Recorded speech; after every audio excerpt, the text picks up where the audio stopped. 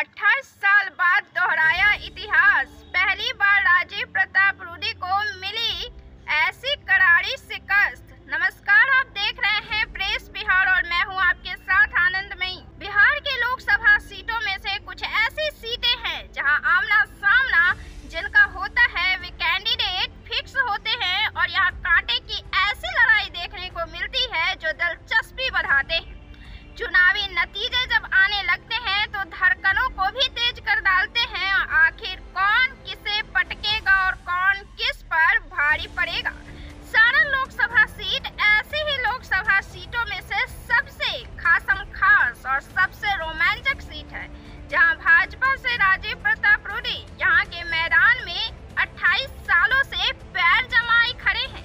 राजीव प्रताप रूडी और लालू यादव के बीच की यह लड़ाई होती रही है। भाजपा के कद्दावर नेता राजीव प्रताप रूडी एक तरफ मैदान में ताल ठोक रहे होते हैं तो दूसरी तरफ लालू यादव ललकार रहे होते हैं। बिहार में जो नाम लालू यादव का है वह ऐतिहासिक हो चुका है। सारण की लड़ाई में लालू और उनके परिवार के सामने राजीव प्रताप रूडी पर्वत की भांति खड़े रहते हैं और लालू यादव उन्हें ललकारने में चूकते नहीं हैं। सारण से पहले यह रोमांचक समीकरण छपरा सीट पर हुआ करता था जहां से पहली बार 1996 में सबसे कम उम्र के सांसद बनकर राजीव प्रताप रूडी लोकसभा की दहलीज पर कदम डाली थी।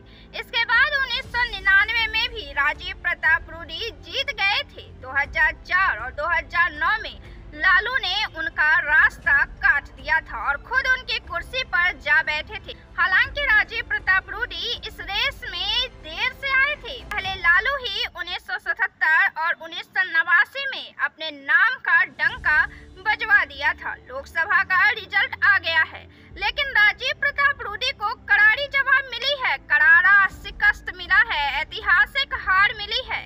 इस बार रोहिणी और राजीव के बीच राजनीतिक मुकाबला था।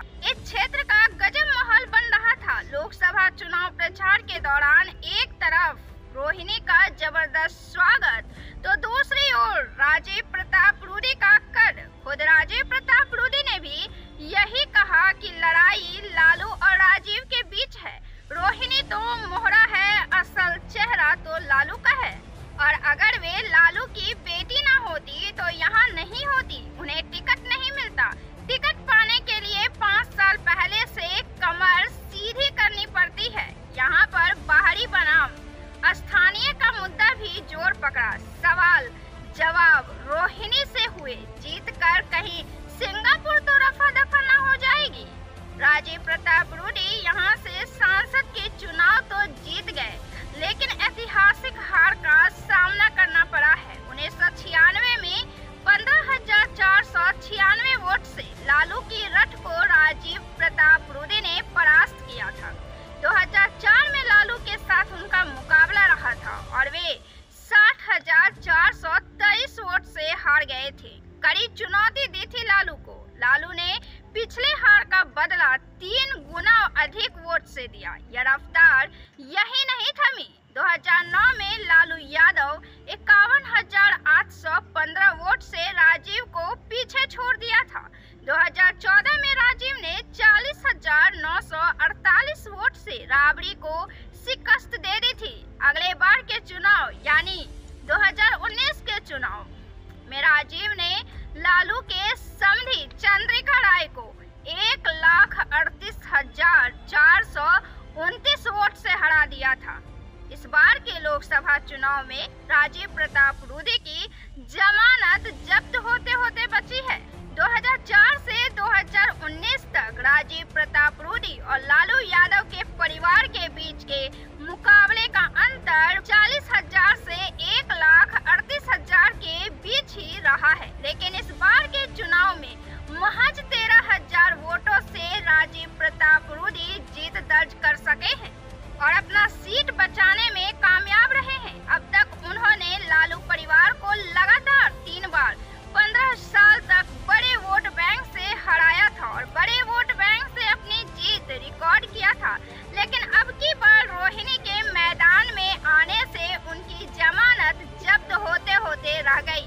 महज 13,000 वोटों आचार्य पीछे रह गई और इन्हीं 13,000 वोटों से राजीव प्रताप रूडी अपनी राजनीतिक प्रतिष्ठा बचाने में कामयाब रहे, क्योंकि जिस उम्मीदवार को वे हल्के में ले रहे थे कदापि हल्की साबित नहीं हुई है, बल्कि खुद 3 बार से राजीव ने जिस बड़े वोट बैंक से लालू परिवार को हराया था वह आंकड़ा भी नहीं बच सका है। दरअसल राजीव प्रताप रूडी मैदान में अकेले थे और राजद के तरफ से 2 शख्सियत मैदान में एक साथ उतरे हुए थे।